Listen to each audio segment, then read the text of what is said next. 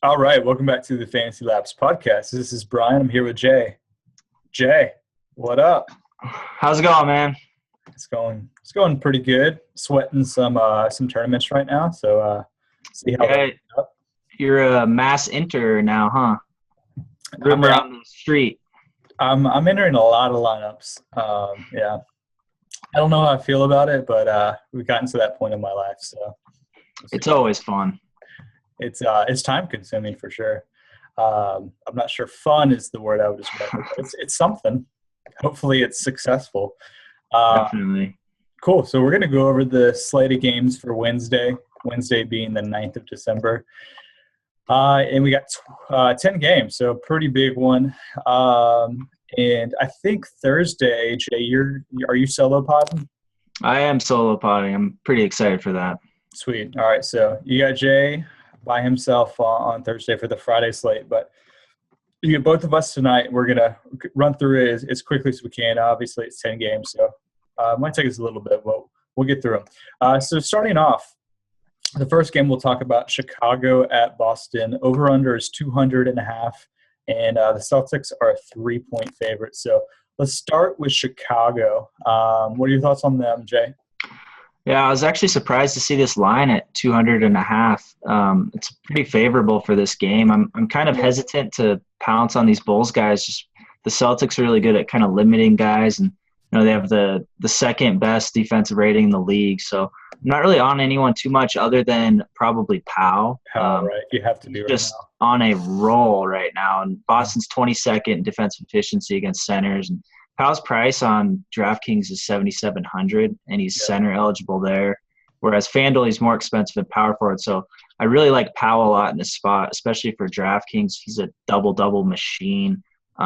He's averaged over 50 in his last three. So I like him a lot for cash in this game still. Yeah, I do too. Yeah, he's just been killing it lately. I agree, though. It is kind of a weird line, so you would think that you'd have some cash options. But, yeah, the matchup isn't that great for me for Chicago. Right. Yeah, I have the other guys as tournament. I have Rose. Boston plays at a fast pace, so I can see Rose kind of having a good game. He's playing a little bit better. He's producing in rebounds and assists well enough to like his career averages and whatnot. So, other than assists, I guess a little, but he's just shooting so bad still. He's shown glimpses and whatnot. So I don't mind him as a tournament option in this game. Really close game, a good total, I think. So, and then Noah, maybe some shares of just if he gets minutes. He's averaged around like 26 lately. So he's got that like long shot triple-double threat that is unlikely, given that he's not starting, but he can produce. But the other thing is Boston can go small. So I'm not really on Noah other than maybe one or two really low shares of him. Yeah, agreed. And the only other guy I think potentially is interesting, he really has been pretty disappointing this year, is Nikola Mirotic. I mean, he's been really bad for most of this year, but he did get 28 minutes. So he had a concussion just a little bit ago, and looked a little better to me last game. That's a little anecdotal, so I probably wouldn't target him tomorrow, but I do think that maybe if he looked better last game, that potentially we could start getting some value on him as maybe he gets better from that. So something to think about.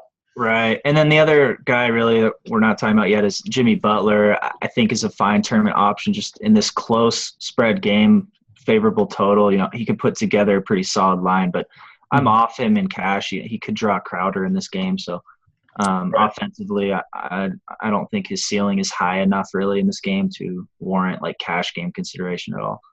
Yeah. I agree with that for sure. But Powell, we both agree cash is fine. Right, for sure. Cool. So Boston side, so interesting spot here.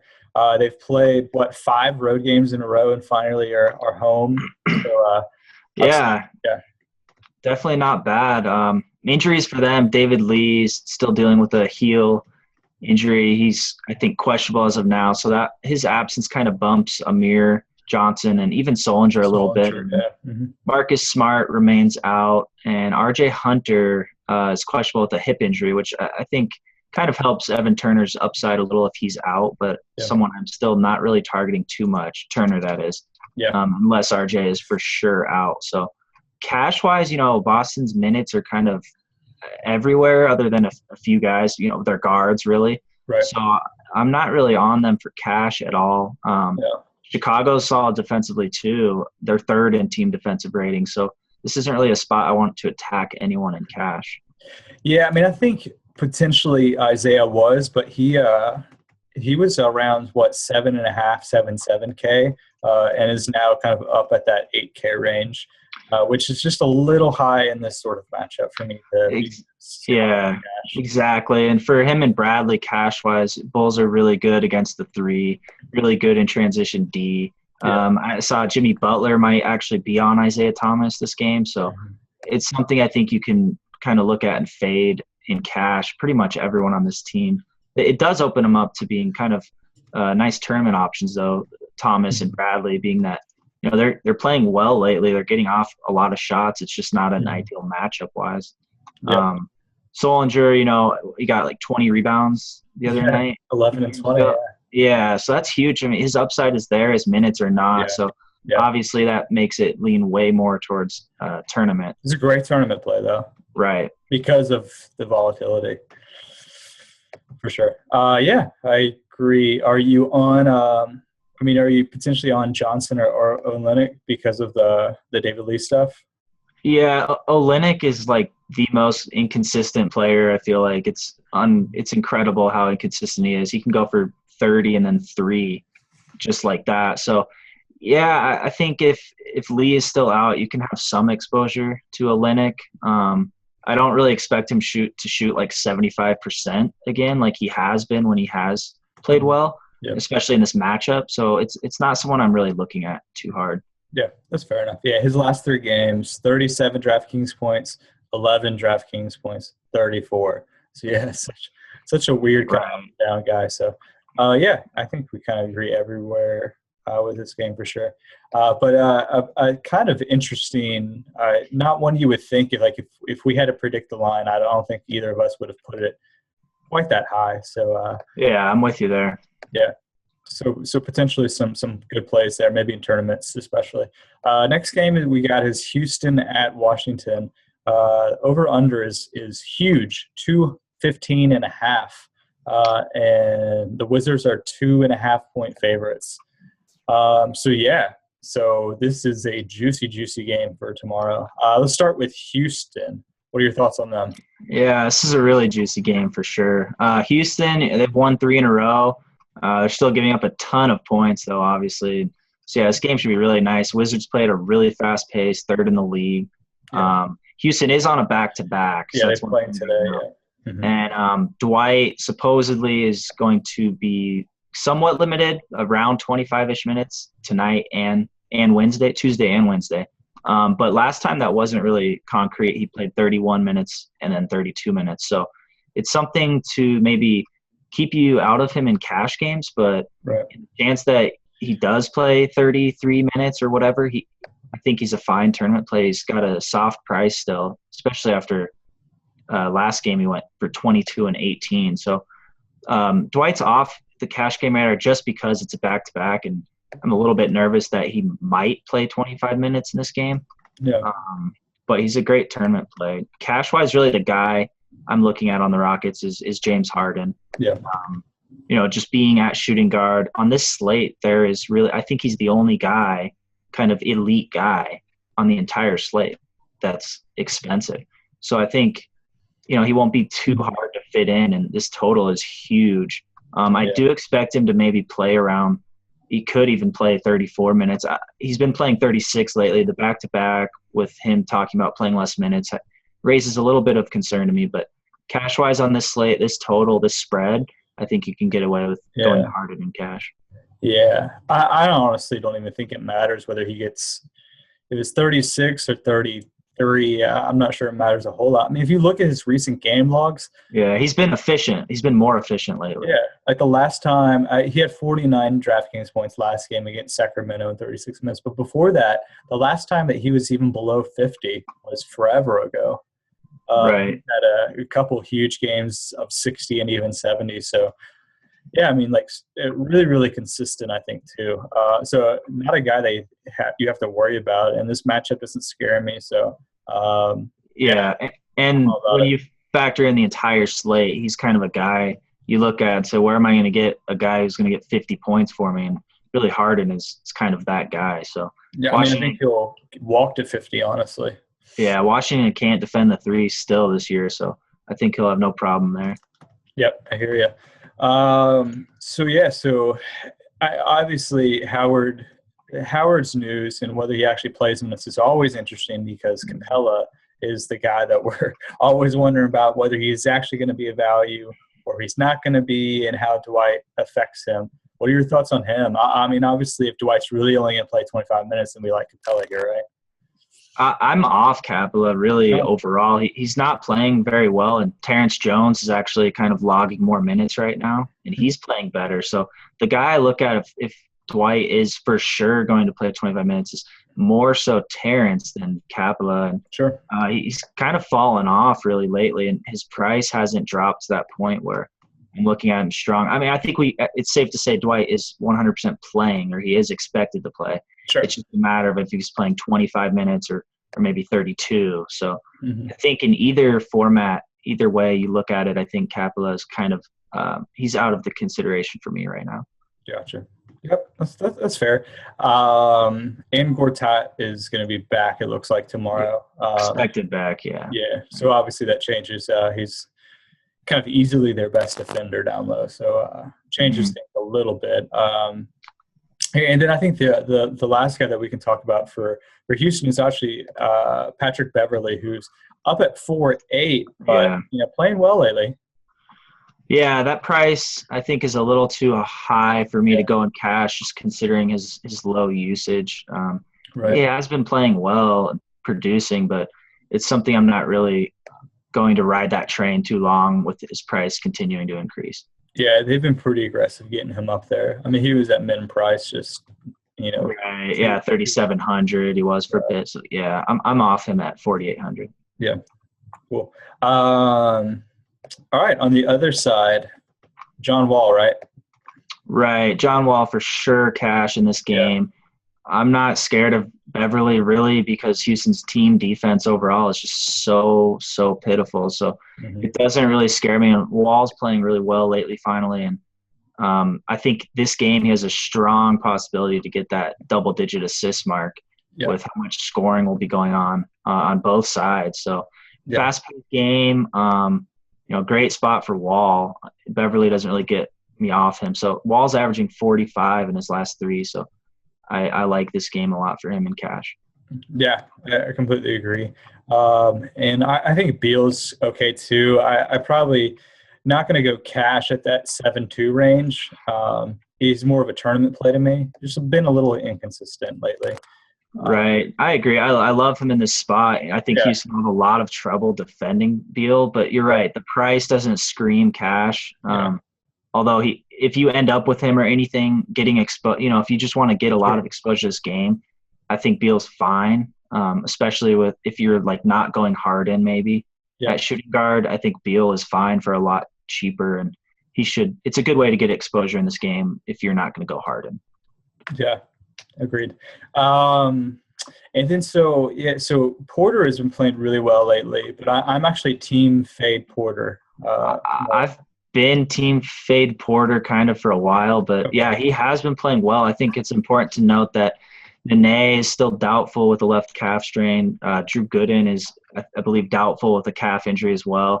Gortat's expected to return, so that front court's just been decimated. So Porter's picking up a lot of minutes, and this isn't a bad spot for him at all. It's fast paced, and he can really do well. So he's been playing 36 minutes a game lately. I think small forward wise is pretty ugly this slate, so I'm not totally opposed to him in cash right now. Oh, okay. Interesting. So my concern is that if you look at his games, like even just his recent splits with Gortat playing and with him not playing, I mean, they're pretty stark.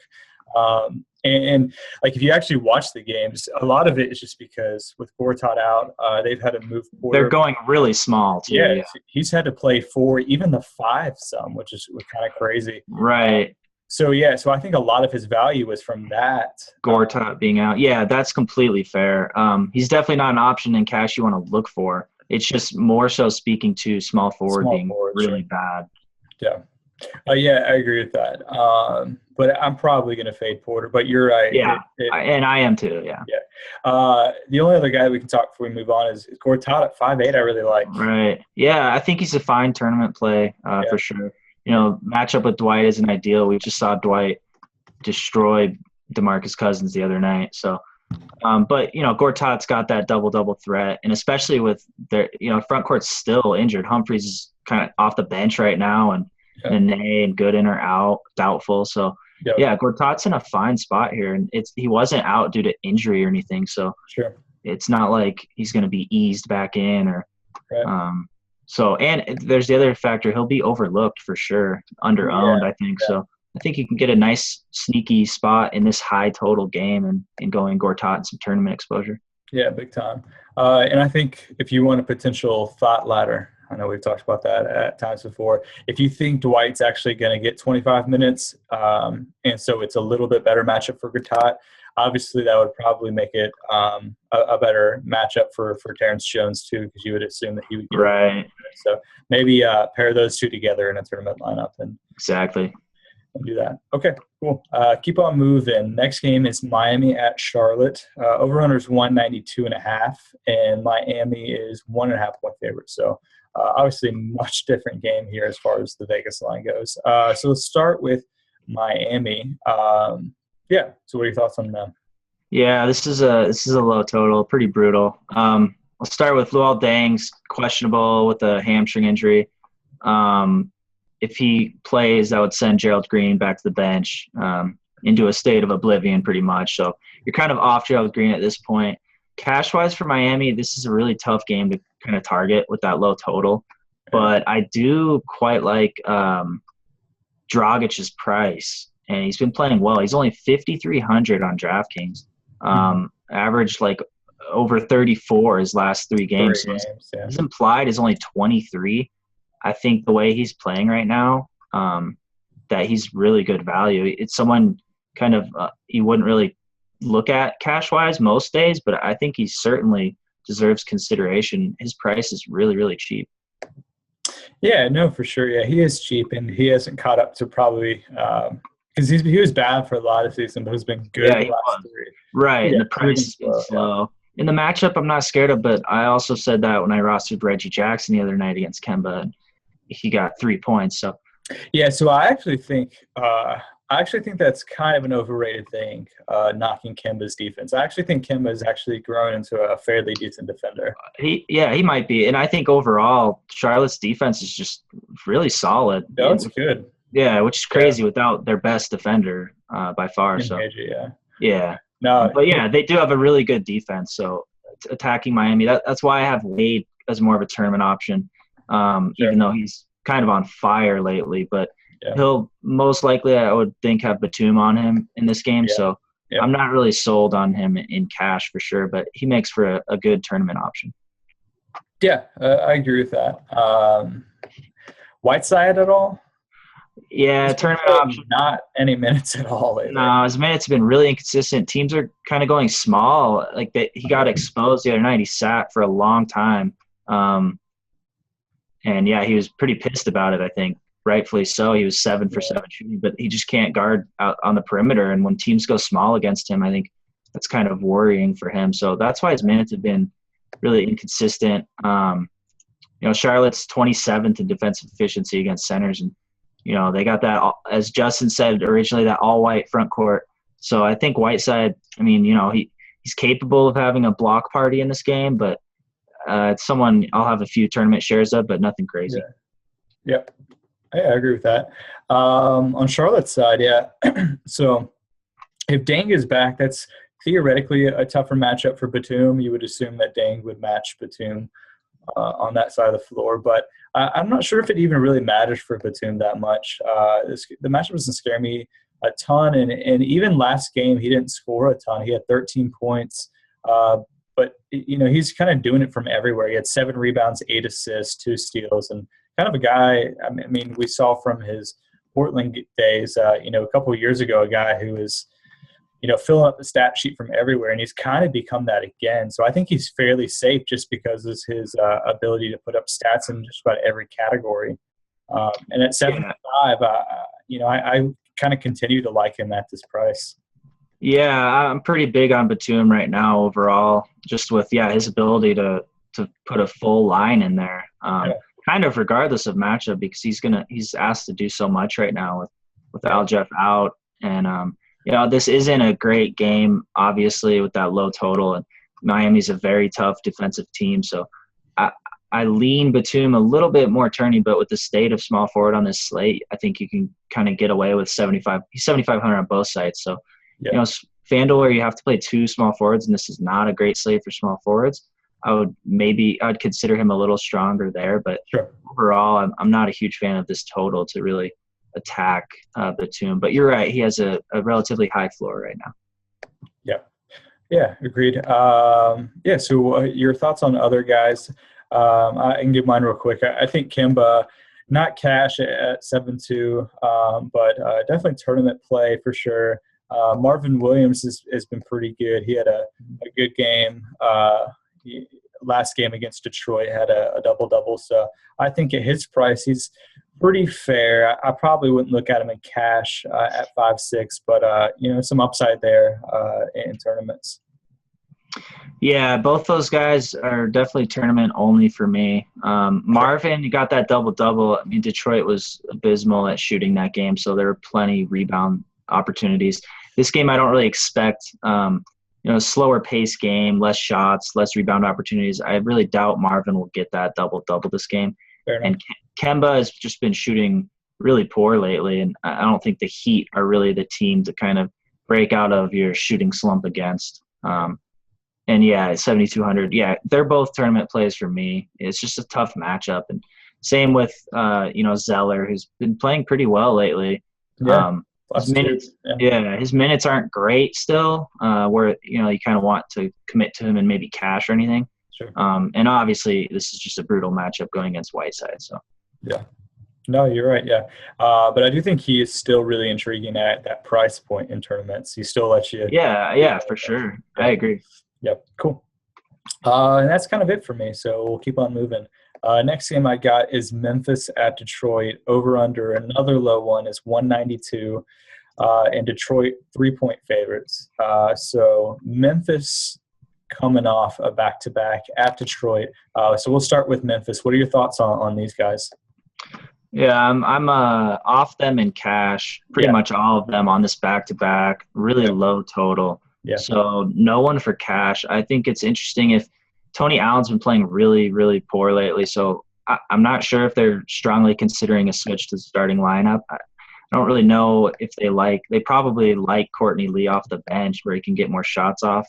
Yeah. And in the starting lineup, it could be they could go back to Barnes really, but I don't think that's really great for them either. So we'll see what they do. But yeah, the back-to-back worries me a little bit, but it also makes me like Marc Gasol quite a bit for tournaments. Yeah. He's still playing massive minutes. Brandon Wright's still – he has no timetable to return. So Gasol, we saw his upside. He went for 71.25 against the Pelicans. Obviously, tough draw with Drummond here. So second leg of a back-to-back. You can comfortably fade them all in cash, but I think tournament-wise you can look at Gasol a little bit and then Mike Conley a little bit, who's not really playing great minutes with Chalmers playing a little bit more. So his upside's kind of limited. And everyone else just doesn't play enough minutes, really. Yeah, it's mostly just Gasol for me. I think the other guys, not enough upside really to warrant, especially in this big game slate. So and a very low total. So yeah, for sure. On the other side, I don't think I'm on Drummond and cash because of the matchup and the price and everything. And Reggie, I just don't really think there's probably any cash games in this matchup at all. Reggie, I think, is potentially interesting because I think you're going to get him at a really low ownership because of the matchup in his recent play. But I think that he is potentially interesting. I mean, he went for 65 DraftKings points against Phoenix, who Bledsoe and Knight are pretty good defenders. So he's shown that he can have big games against good players before. Oh, absolutely. Yeah, I think, as much as it hurt me having Reggie and Cash the other night, I'm really excited for the Pistons kind of overall in this game tomorrow. I'm off all of them in Cash for sure. Yeah. No question, but this is probably like my favorite team to target in tournaments. They play much better at home. They won 4 straight at home in a row, and then 5 straight at home overall. So I really like them coming back home, bounce back game. Van Gundy, I can't even imagine how upset he was after last game. I could really see these guys coming out in this game kind of more refined, playing a lot better than they looked against Charlotte and at home. So I love Drummond and Reggie in tournaments. I'll definitely have more exposure than the field for those. What about Morris? I mean, obviously not a crazy hard matchup against Memphis. Right. Yeah, for sure. Especially, if Allen doesn't even play or whatever, they switch it up. But, I think Morris is a decent tournament option. I won't look at him too much just ceiling-wise. I prefer Reggie, obviously, with his ceiling, and Drummond, obviously, with his. And, Drummond has a really difficult matchup. But I think Memphis on a back-to-back, Pistons back at home, I think it's a spot where I think it's beatable, and the ownership will be really low, which I really like for tournaments for 2 guys with huge upsides. Yeah, kind of really independent of matchups like we talked about. They can go off against anyone. I mean, Drummond could very easily get Gasol in foul trouble. Yeah. And go against, Drummond's a monster, yeah. So, and then, none of the other guys. I mean, Marcus Morris maybe a little bit, but Ilyasova, I mean, he went off last game, but obviously that was a blowout, and Drummond got 5 fouls in very limited time, which obviously opened up a lot of rebounds for Ilyasova. So I don't see that happening. Yeah. Pope's ceiling is a little bit capped for me overall. So I'm really on 2 guys on this team, and they're both tournament options, but 2 of my favorite tournament options. Yep, definitely agreed. Keep on moving. San Antonio, Toronto is the next game we have. And a really interesting real-life game, but wow, what a brutal fantasy matchup. The over-under is 188, which is the lowest I've seen this year that doesn't have a Philadelphia 76ers team attached to it. So obviously not a great fantasy matchup here. The Spurs are 4.5-point favorites. So start on San Antonio side.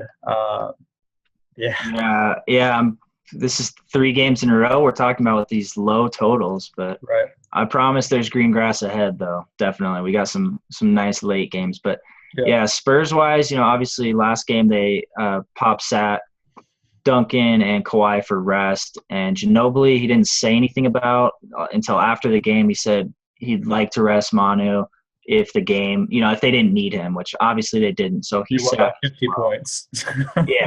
Right. You can rest Manu on that. So those 3 all sat, which opened up some more opportunities. But really, the Spurs are just so deep, it didn't even really do much other than Aldridge who went off. But and I think that was great for Aldridge. Really, just kind of mentally, like I still can dominate on a team, and this was good. I think for their chemistry, kind of like I don't need to go for 22 and 10 or whatever he finished with every night for them to win. You still can, I think it's great for the Spurs overall. Cash-wise, a guy I'm looking at, and this is more slate specific. He's always an option anyways, but Kawhi for sure. I really kind of like him in this spot. This game should be really, really close. It's a tough game, and he'll log heavy minutes. And his floor is obviously really high. Small forward is terrible on this slate. I think he's a guy you got to look at really strong. We don't have Durant. We don't have LeBron. Small forward doesn't have that kind of top play right now. True. So I think Kawhi is strong and really safe. And the other thing is that the Raptors are without DeMar Carroll. He's out indefinitely. So they don't really have a guy to kind of slow Kawhi down right now. Yeah, I agree. I love Kawhi. Kawhi's fairly matchup proof. He's gonna do stuff against anyone. There's almost some guys where I almost prefer him in a tough matchup than I do against it like a bad like a. Yeah, I agree with that. Yeah. And Kawhi's Right. kind of one of those guys because I think he elevates his game. But yeah, so I think the thing that we have to mention is potentially Kawhi might be out. Obviously, monitor that. Apparently, he had the flu earlier this week. Right. So Yeah, that's a big thing, obviously, for sure. If we're considering Kawhi and Cash, make sure he's playing first. yeah, absolutely. But yeah, I definitely agree. Especially small forward is fairly ugly. It looks like Mm-hmm. Kawhi's at the top, and then it's $1,000 down to Carmelo Anthony. Yeah, and not a ton of great matchups necessarily here. So definitely Kawhi for sure. Aldridge, are you kind of riding the confidence train here? No, just with Duncan and Kawhi back. Well, if Kawhi is back, but yeah, more tournament option. No one else in cash on the Spurs other than Kawhi. Like usual, kind of. This is just a really low total game. It'll be very defensive-minded game, slow pace, kind of. So, yeah, I think Aldridge. He looked really good, but it's Philly. Let's not kind of overreact or anything and kind of jump on him with Duncan back. So. Yeah. Tournament exposure, some. I don't see his kind of huge upside really right now with everyone back and in this game. So, and that goes for, Duncan too. I like a lot for tournaments. Biyombo's really solid at the rim, but don't underestimate a well-rested Duncan. He's coming off good rest, and this is a really close game. So we'll see how many minutes he goes. But he could fill up the stat sheet. He's always underowned, so I like him in this close game for tournaments. Yep. Yeah, agreed. Toronto side, Lowry, man, been on a tear lately. Yeah, he absolutely has. It's crazy. Yeah, he looks great, and just the whole season really, he's played great. Yeah. He's beaten several difficult matchups already. He's played well against Golden State. Killed Golden State. Honestly. Yeah, but Spurs are they're number one in defensive rating by far. I mean, they're just the best defensive team in the league right now. So it's not a good spot to target any Raptors in cash. I think you can safely fade Lowry in cash. But I think this is probably the only matchup where I probably would fade. Yeah, he's on fire. So tournament wise, for sure, have your exposure. But cash, it's something I'm not looking to target.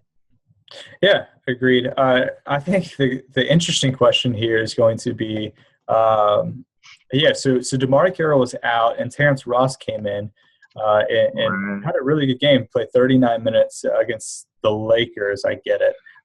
22 points. Yeah, so the breakdown, I would assume. So would it be Kawhi on DeRozan? Yeah, I would think so. Yeah, so Green on.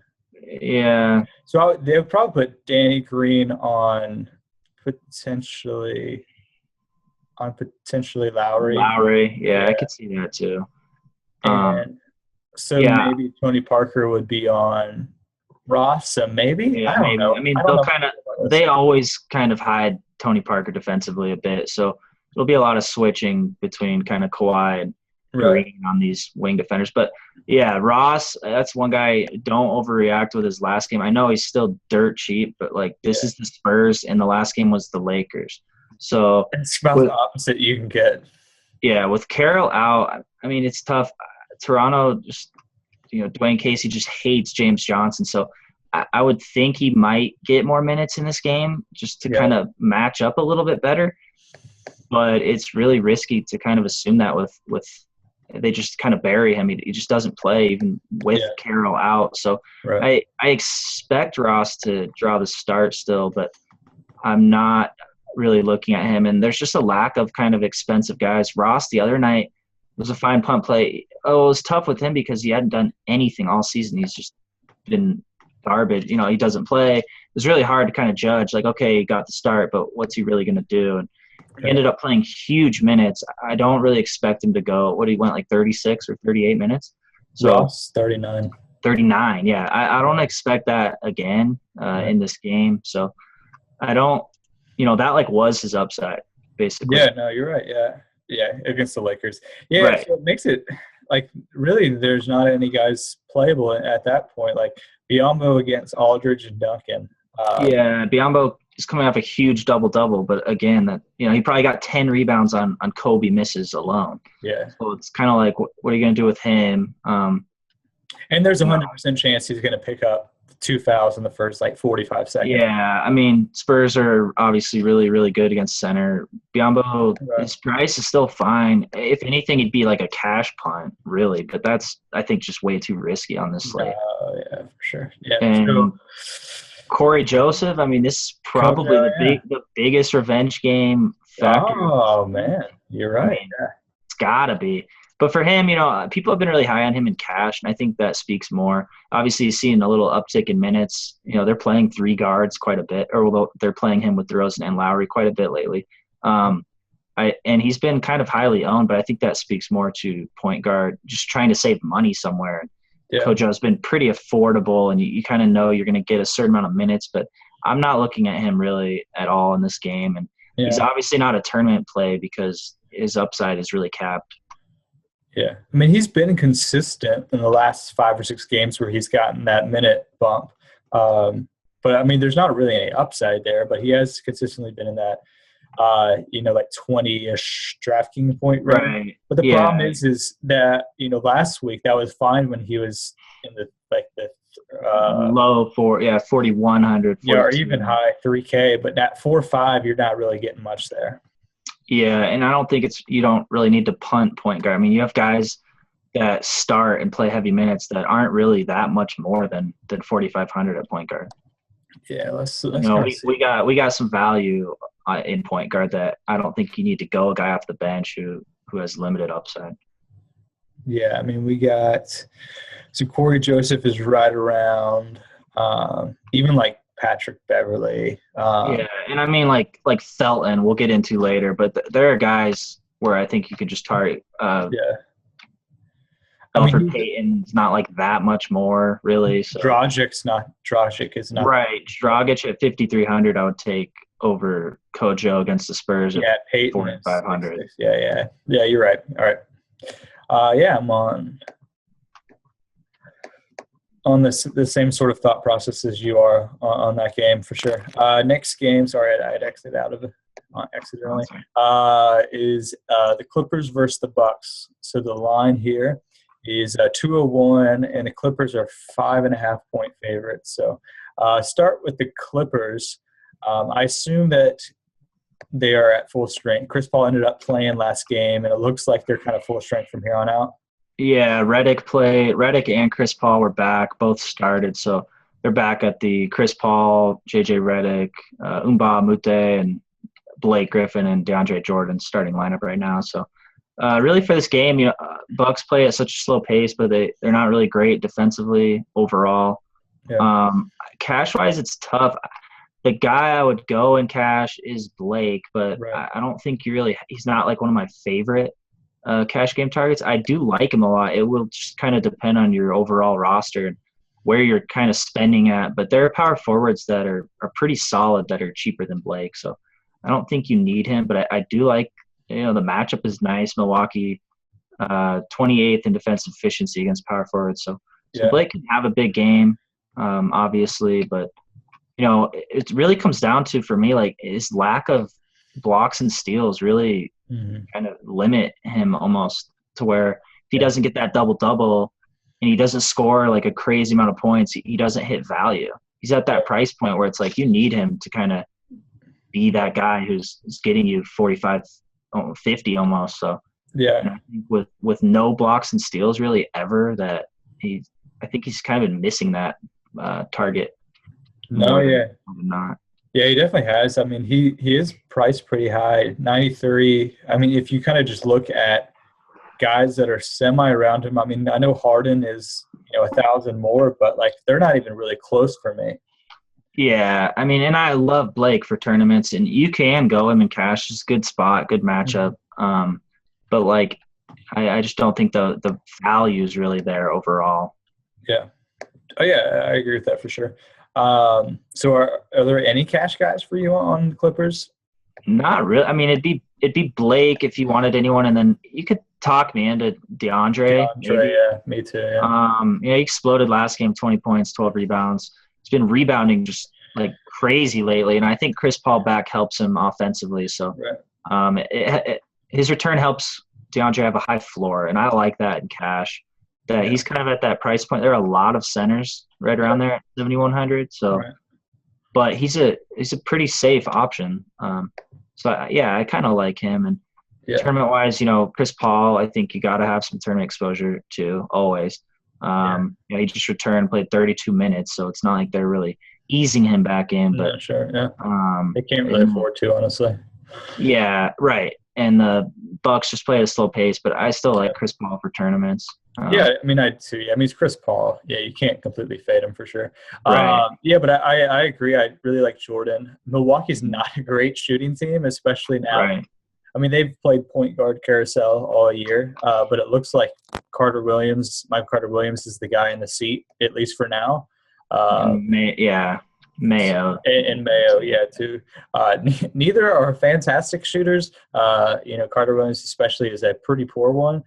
So if you follow that narrative, you would assume that there are probably going to be a lot of rebounds for Jordan to grab. So, right, yeah, I agree with that. I think Jordan's really safe to kind of not like screw you over, really. And then the other guy, tournament-wise, that you can have a few shares of maybe is Jamal Crawford. I had someone kind of ask me that, they pivoted off Crawford with the kind of late news yesterday that Chris Paul and Redick were playing, which I was on Crawford too in cash. And when that happened, I threw him out too. Right. And then he still had a really good game, which, that's like what we're stressing, trust the process kind of like. Yeah. You made the right call getting off Crawford yesterday. Right. Just hasn't played well with Chris Paul and Redick playing, and his price wasn't even cheap enough really to – I mean, he's a bench guy. So cash-wise, I think getting off Crawford the other night was definitely the right play. It's just unfortunate that, some guys left him in on accident or they didn't know, and he paid him off basically. Yeah, but that's so fluky. Like if you even look at how he did it, I mean, he had 7 assists, which is not going to happen again. He plays with the worst bench ever. Like he plays with Josh Smith, Austin Rivers, and Lance Stevenson. Yeah, like he's not going to be throwing dimes and guys hitting jumpers for him to get 7 assists again. So I just wanted to say that it was the right play to get off Crawford, even with his result. That's something you don't look at results when Jamal Crawford has a good game off the bench with everybody healthy. So. Yeah, 100% agreed. Milwaukee side, where are you at? Milwaukee, we still got Bayless is on crutches, so he's sidelined. Grievous Vasquez is still out, so this backcourt's still really thin. Tyler Ennis was active actually last game, but he was a healthy DNP, so he's kind of their third. I mean, they must really kind of hate him to have Mayo starting the point over him. He's just third string option, so I anticipate Mayo starting again at the point, which he's up to 5,200 now, which I don't really like, but that puts him at an implied 23.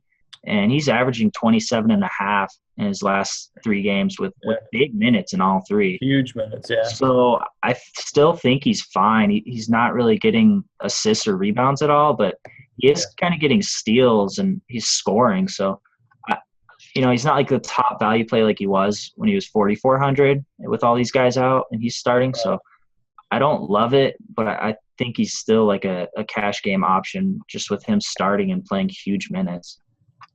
Yeah, I agree. I don't think there's a lot of cash options here, but I do think a lot of them are intriguing tournament options. Like I am okay with Monroe. 7-2 is really affordable. Yeah, I like Monroe a lot. Yeah. He's borderline cash for me. Yeah, borderline. And I think Giannis is more cash than Turney almost at this point. The Bucks aren't in those 30-point blowouts every game anymore, and he's been producing lately, pretty consistent minutes, and his price is still only 6,600. So I think people kind of fell off him. He kind of ran through that slump and then a lot of blowouts in a row. So his price is pretty favorable, really, for what should be a pretty high floor for Giannis. Yeah, agreed. So I like both of those guys. I'm okay with Middleton, Mayo, even in Carter Williams in tournaments. Right. Yeah, definitely not cash, but I mean, I think there's upside for those guys at those price points. And then the only other guy that I think maybe stretching it right now to play him, but some guy you definitely need to kind of keep your eye on is Jabari, who returned to the starting lineup. Has looked better the last couple games. Shots fallen a little bit more, so maybe not at a point where you can really trust him or even trust his upside. But a guy who he's getting 30 minutes now in the last couple games, and eventually I think he's going to definitely be a value guy. Once the minutes kind of catch up to where he probably was after this injury. Yeah, I completely agree with that. He is still really cheap. He's only 4,900 on DraftKings. So with the minutes that he's been getting, I mean, is he kind of in cash consideration at that price? Yeah. I mean, 4.9 is really nice. I personally don't trust that Kidd will keep him there. They've said for sure that they want to monitor his minutes, even though they haven't the last 2 games. But just the fact that that's kind of floating out there makes me a little worried about it. If they had said, hey, he looks good, he's returning to the starting lineup and this is a for sure thing that's going to happen. But they more said hey, we still want to be careful. He's in the starting lineup because Bayless is out. So it's just a little sketchy to me, I think. Yeah, I'm with you there. I agree. I think maybe another night you know a little bit more, you can kind of be all right, he's cash for sure. It's something that, maybe Kidd will say something tomorrow on that, kind of speak to his minutes. Yeah, agreed. Keep on moving.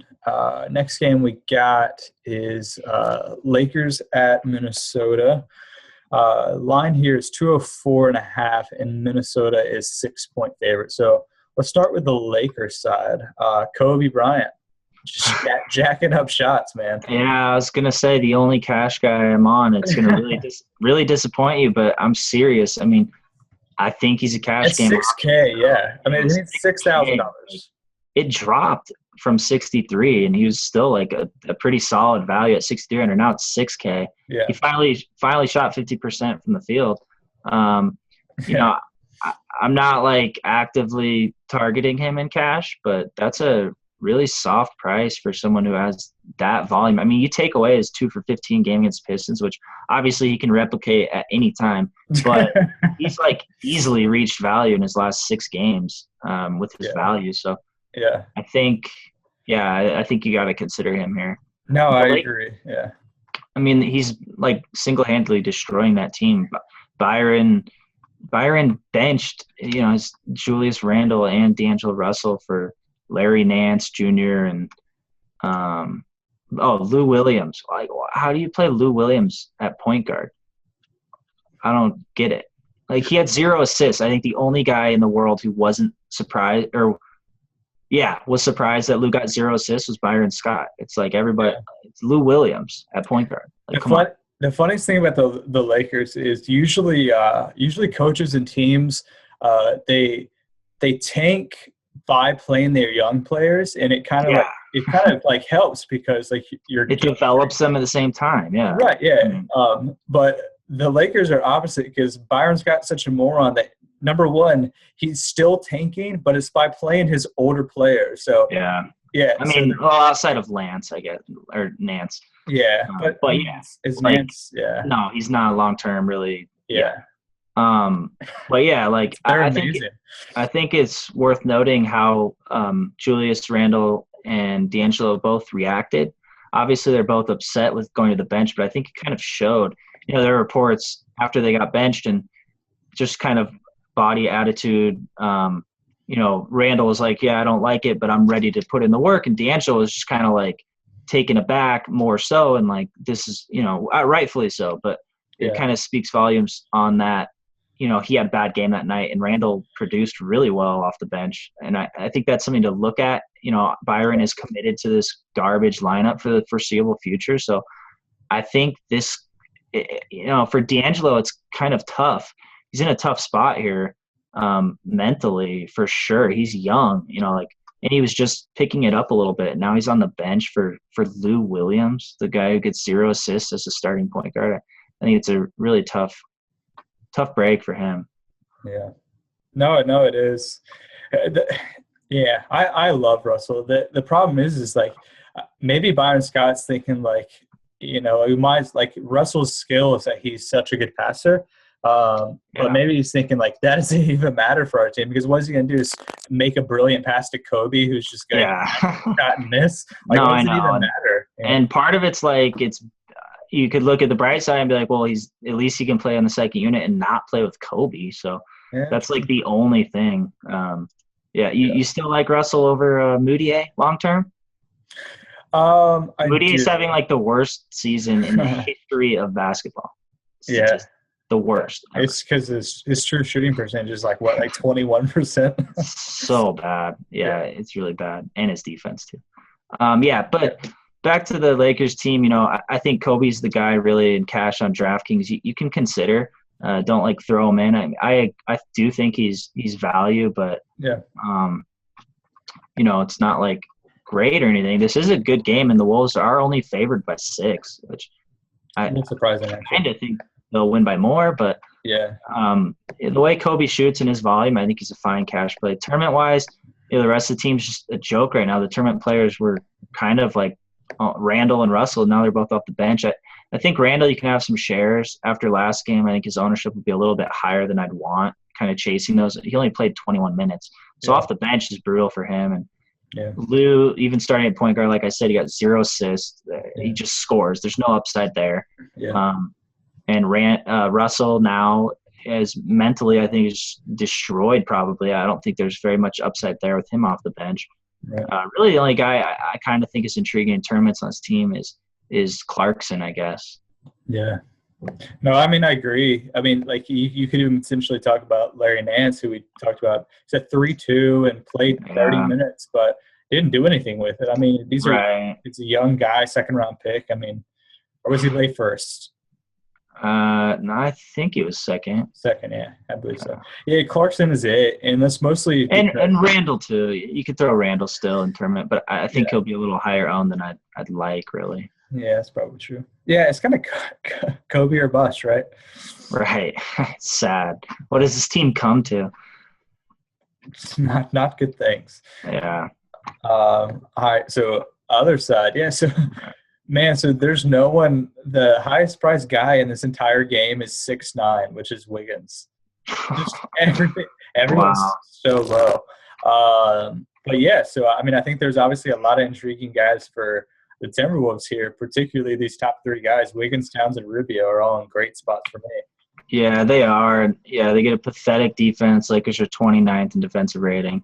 I think the Wolves should have no problem scoring. I like Rubio a lot. I think he's borderline cash at his price. I think he'll have no problem racking up assists in this game. The only problem really with Rubio that puts him more tournament are his minutes. They're not great with Levine playing a lot. And so his minutes fluctuate too much probably for me to go him in cash. But I'm having a hard time kind of getting exposure to the Wolves when they're playing the Lakers. And most of these guys, same thing with Towns. It's minutes. Like, he's not playing enough minutes.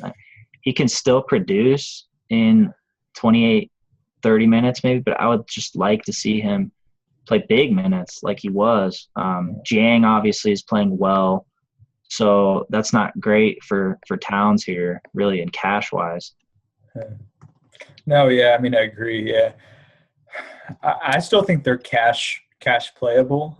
They are just because of the matchup. Like I think even if they only played 30 minutes or high 28s, like they'll still hit value. But I mean, it is something to worry about. I do think they're great tournament plays, obviously. Absolutely. I love both Rubio and Towns for tournament, and then Wiggins too. And Wiggins, I think I can kind of comfortably put him in more tournament than cash because he's just too dependent on scoring, really. And he just doesn't do anything but score. His price has dropped to 6,900, so I do like him quite a bit for tournaments, but I don't think I'll be considering him strongly in cash. Yep, agreed. Then the guy, no, there's really no one else. What about Jiang? I think he's okay. Yeah. If it's a blowout, like it easily could be, I think he could kind of end up with a pretty solid line overall. I think so too, but I guess my question is, like, sometimes we target backups and blowouts because obviously they would get more minutes. But I don't necessarily do that when the starter is a rookie or like a 19-year-old kid, just because like, are they really going to rest him because he's like old and needs rest? Like, yeah, I mean, maybe Sam Mitchell's just not playing Towns like full minutes right now. So I hear you. I mean, I don't like it too much, but I'm not totally opposed to it. But he's in been this consistent matchup, lately. yeah, in this matchup, in this game, I think Jang garners some tournament exposure, especially if Towns is at a pretty decreased price. So I think a lot of people would gravitate towards him in tournaments for getting a piece of this game. And I think Jang would kind of fall under the radar. And if he plays pretty solid minutes, he's always been a great points per minute guy that I think he can be a sneaky tournament option at a good chunk lower price than Towns. Yeah. Yeah, that's kind of it. I really personally like, just from like a real life perspective, not fantasy, Shabazz Muhammad, and finally got 26 minutes, kind of cut into Tayshaun Prince and Kevin Martin, who are getting minutes for some reason. I'm not sure why that's happening. Tayshaun Prince, man, that's just – Sam Mitchell is not good. No, he's not. So they finally gave minutes to Bazzi, and he was good. He was really good in them. So that's a shocker. He's a good player. Right. Yeah, I like him. Liked him a lot in college. Yeah, but not interesting here because we're not sure what his minutes going to be. But okay, keep on moving. New York, Utah is the next game. We got 3 left. Over-under is 190, so another one of these real low ones. Utah is 3-point favorites. Utah's coming off a back-to-back, so probably affects it a little bit, but they are at home, so not quite as bad. Start with New York's side.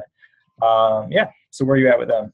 Yeah, it's a tough spot with the Knicks in general, and now they're playing the Jazz at Utah in that altitude and whatnot.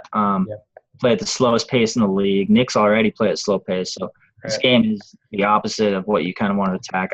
I think the only guy I'm really on in cash at all is only Porzingis on FanDuel. He's still 7,200.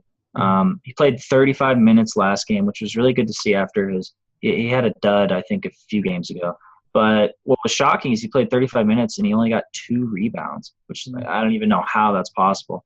But he'll likely draw a matchup with Lyles, and that's pretty solid. I think offensively, even with Lyles on, it's not like great because Favors will be around the rim kind of and great defender. But I think Porzingis should still get plenty of rebounds, and I think he has a chance at really good blocks with just how many times Favors is going to shoot right around the rim. It's going to be like a half-court game.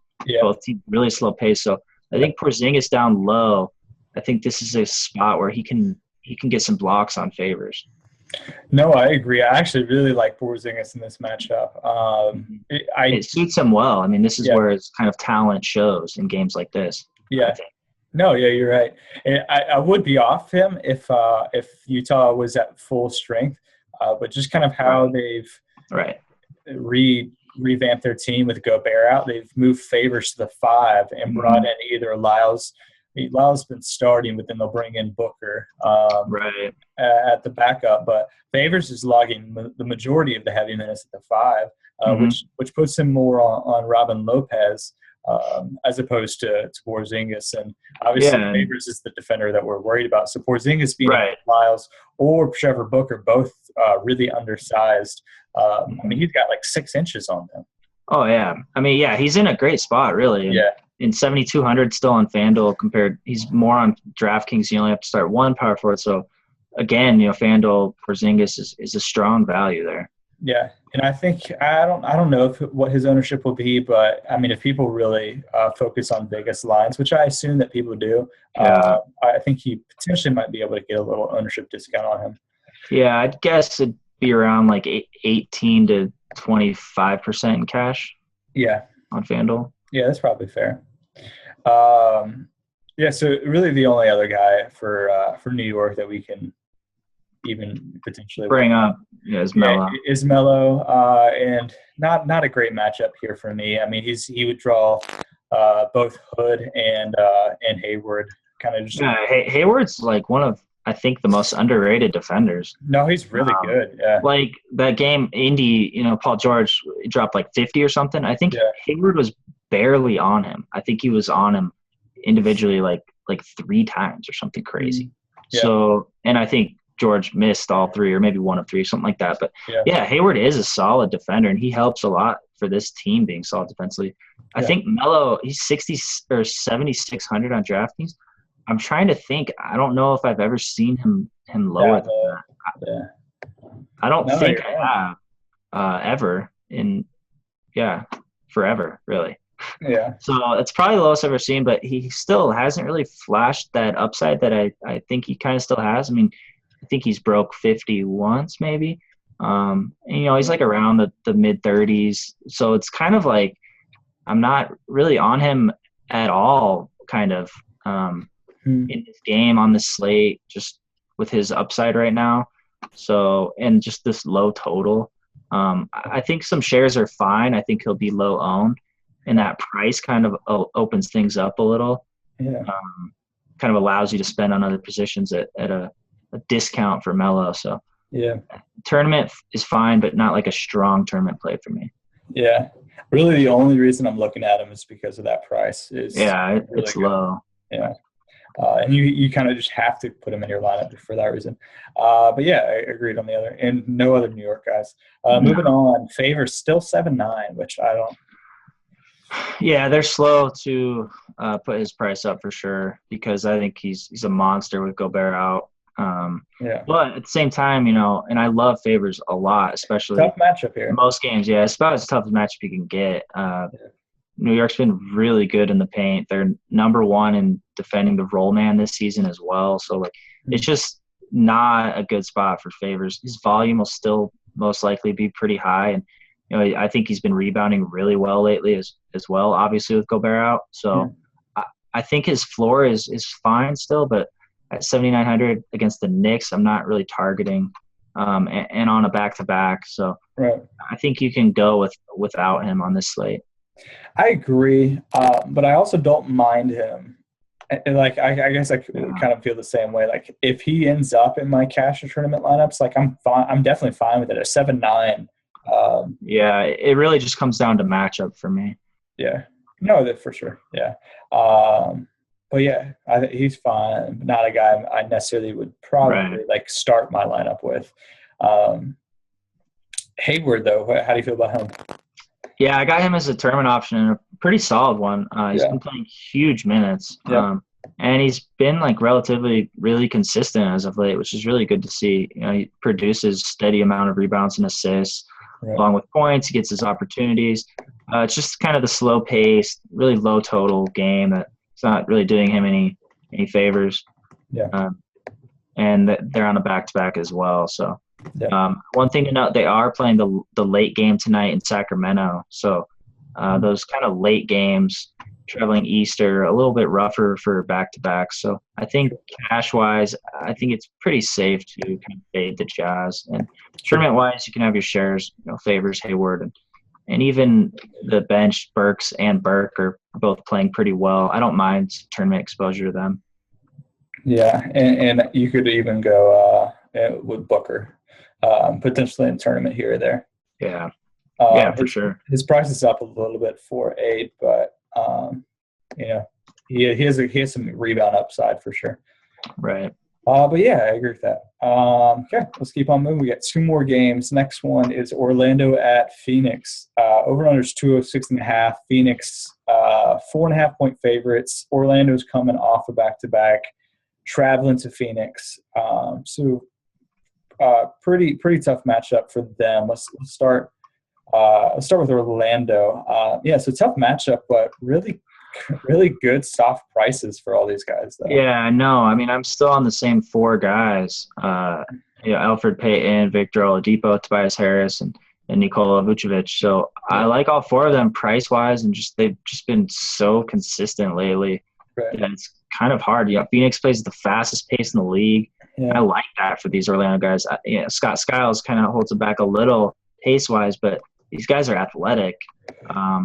So they have some guys I think are very interesting in this game. This is a nice total, 206.5. a close enough spread.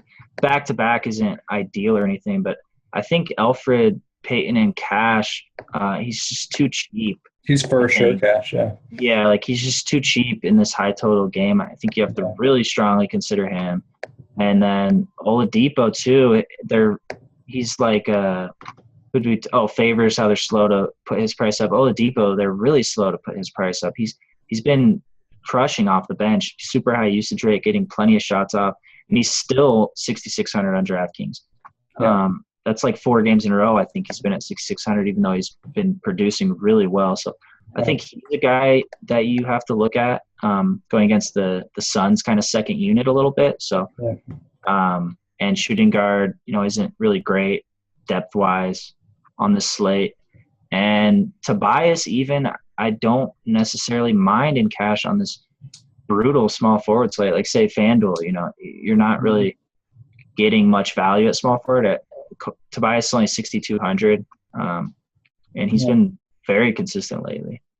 Yeah, no, I agree. I'm a little less on Tobias for cash, but I do get the FanDuel point with it. Just right. One thing to note is Aaron Gordon is out questionable. Yeah, he's out tonight with the sprained right ankle, so he's questionable tomorrow. So if he's out, I think that kind of opens things up a little bit more for some. Yeah, if he's out, then so I think it's interesting because I agree that if he's out, then all 4 of these guys are cash game playable. I would not go all 4 of them. Don't stack them, but I do think you could go 2. I think 2 is fine. I mean, if you went Payton and kind of Tobias as like a punt filler, small forward player, or you went Depot at 6,600. I think Depot's in a really good spot off the bench right now. Yeah. He's excelling. And Vucevic, Suns have really been playing small, like a lot, and Chandler is questionable, so that's kind of something remains to be seen with Vooch. And his minutes are just not super solid, so he's the guy kind of throw out of strong cash game consideration out of all those guys, and put him more in tournament exposure. Yeah, that's fair. But I do think you should have pretty significant exposure to all 4 of those guys. But no one really else on Orlando. You could potentially go Nicholson at 4K. Yeah, if Gordon's out, I think Nicholson's not a bad tourney punt. I wish, Super Mario got a little bit more playing time, but I don't think that'll – I wish he got any playing time. Yeah, I don't think that'll ever happen with Skiles. It's ridiculous. He got 2 minutes. 2 minutes, I watched all 2. It was pretty exciting. I hate it so much. Okay, agreed for sure. Yeah, have exposure to all 4 of those guys spread out in different areas. Okay, so Phoenix side, kind of a mess with this Markieff stuff. Yeah, absolutely. It's pretty rough. I mean, I think I've seen some kind of trade rumors. He might be on the block, obviously. I mean, it's pretty clear, he's like in the doghouse as much as you could be in the doghouse. He may get traded. Obviously, Lure is soaking up these minutes and playing time, and he's producing really well in his minutes, and he's 4,800. Is that someone you're kind of considering in cash, even with that kind of Markieff cloud hanging over him? I think at this point, yes. I don't feel 100% great about it, but and I was not okay with it last pod. We talked about it, but or I talked about it, I guess. But I think at this point, I feel okay enough to do it. Yeah, I like to just kind of limit the opportunities that my cash game guys can get burned. And when you can kind of see a scenario that's really not like that all off, that Markieff will go back to playing time and Lure will kind of, if Chandler's back too, it's kind of one of those situations where I'm not jumping at playing him even at 4,800. So personally, I will probably fade him. Just I like my cash games just super secure, basically from top to bottom for the most part. So, but 4,800, he's still an option. And I think the backcourt is they're both options as well. I think for cash in this game. Yeah, and a lot of tournament upside. Orlando is good potential defense. They are. They're absolutely really solid. I think Bledsoe's the guy I like more in cash. His floor is just really, really high lately. Very high. So Orlando does play a slow pace and they're solid all around defensively, but Bledsoe's floor is I feel like it's like 40. So he gets obviously huge minutes. I mean, he's basically as consistent as you can get right now, which I think on this slate is kind of underrated with the lack of a kind of top dog, super expensive guy outside of maybe Harden. Yeah, but I think Bledsoe will get you those points, and he's pretty safe. Knight's price has dropped, and he's still been really consistent, but he's no longer really going off for like 60. He's more of a tournament. I think he has that potential, but it takes him out of cash, but for sure tournament. Yeah, his steals have dropped. It's kind of what he was getting a lot of value from his steals, and he's not really getting as many anymore. He leans more tournament for me. What about Alex Len if Chandler's out? I mean, I don't know what his minutes are going to be. Yeah, they've been playing small, and his foul trouble is just outrageous. It's just so troubling to really go him with food, Yeah. So I liked him more FanDuel the other night. He was 3,900, and now he's 4,300 on FanDuel. So it kind of makes me off him. And with Chandler questionable, we might not know in time. So I think this is one you can kind of fade Len here. Yeah, agreed. If you want to really get real cute, you could go Devin Booker, who played really well last game. Yeah, I love Booker. He can definitely score. His upside's probably a little capped at this point with just lack of minute. They have other guys, obviously, to fill that role. Yeah, for sure. And then the last guy that I guess we can talk about who I'm not even being that sarcastic, even though I love him. A great tournament play because literally no one's going to play him is Markieff. Oh, man.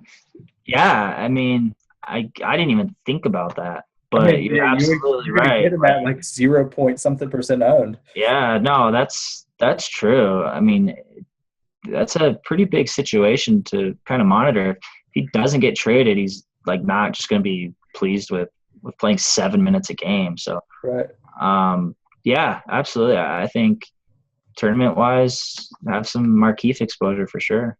Yeah, I mean, you don't have to go him all over in tournaments, but put him in two line build a couple Markieff lineups if you're making 10 or so or whatever.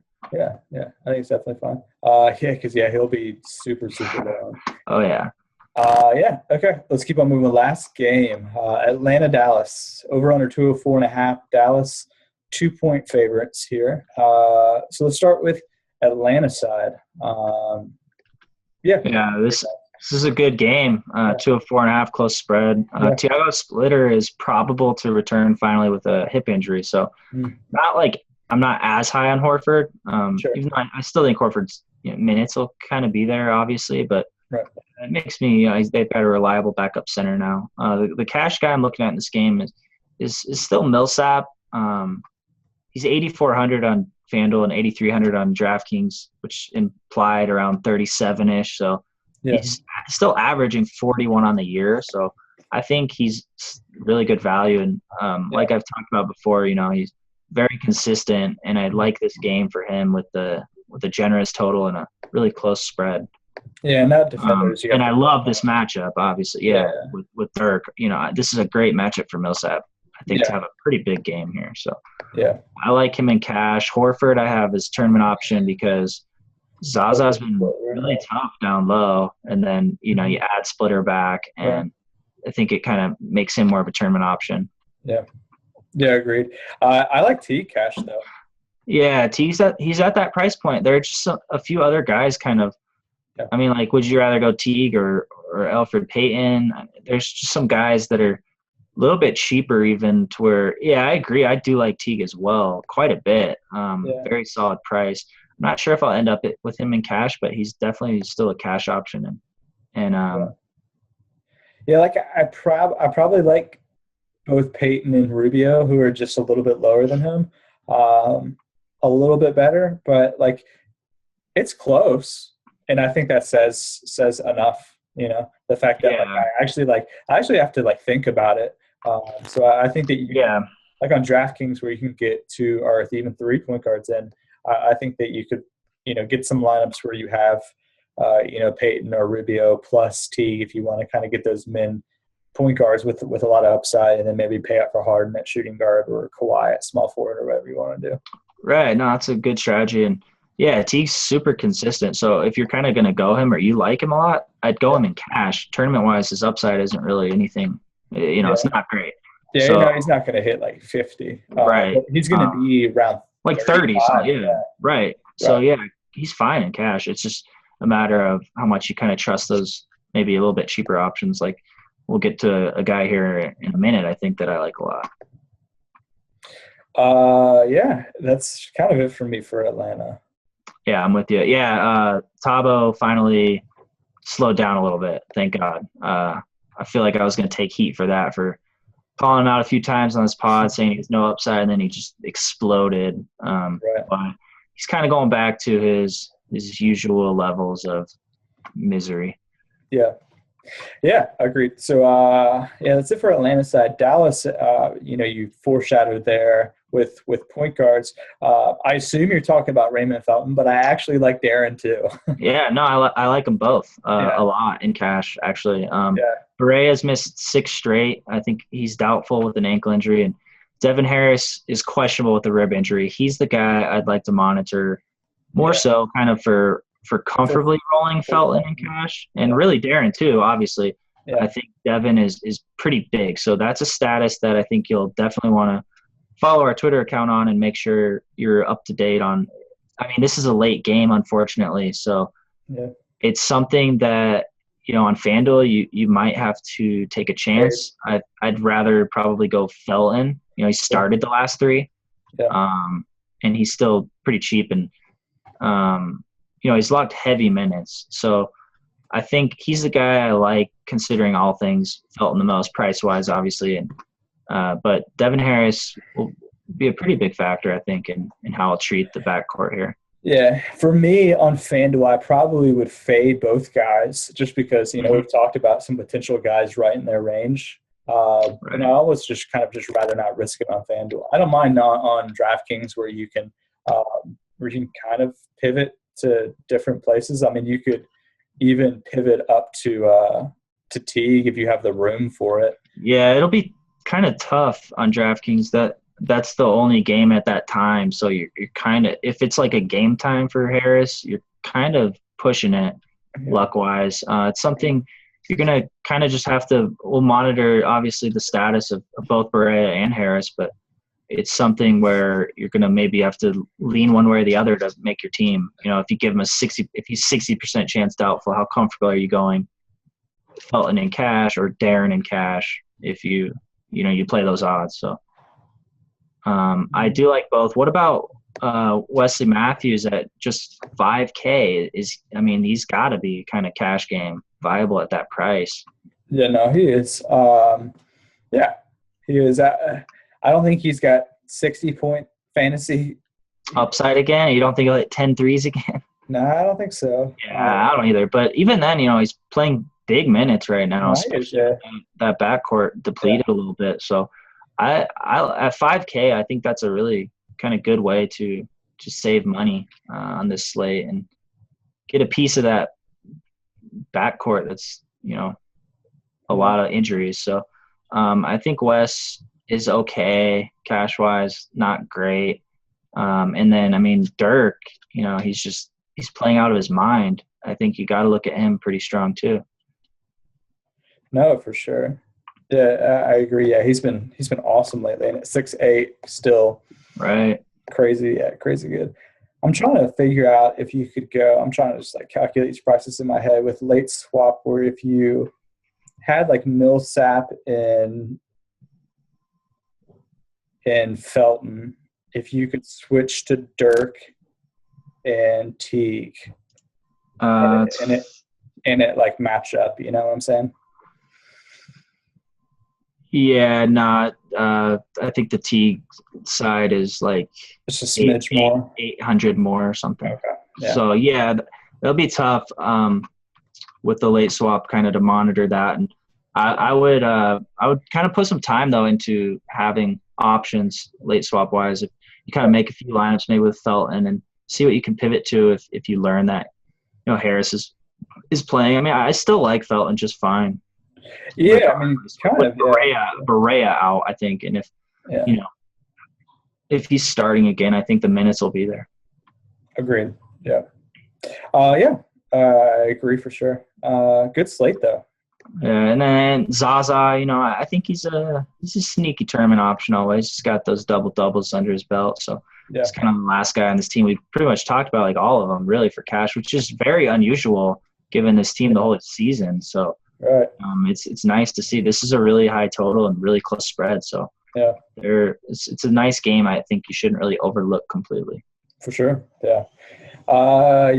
Agreed. I guess that's it. We'll finish it up. Yeah, that's the good old slate. There's probably some pretty juicy tournaments and whatnot tomorrow. It's a big slate, good old Wednesday. So good luck, everyone. And I'd monitor the few injuries we talked about. There aren't that many, though, really overall that you're going to have to worry about, at least that we know of right now. Sure. Yeah. Always keep track of the Twitter or player news on the site, whichever you prefer. And good luck. Let us know if you have any questions, and I guess you guys will be hanging out with Jay in a couple of days for the Friday slate. Yep, I'll have that solo pod for you guys Thursday night. Perfect. All right, cool. Thanks for listening or watching, guys. Good luck, and we'll talk to you guys later this week. Good luck, guys.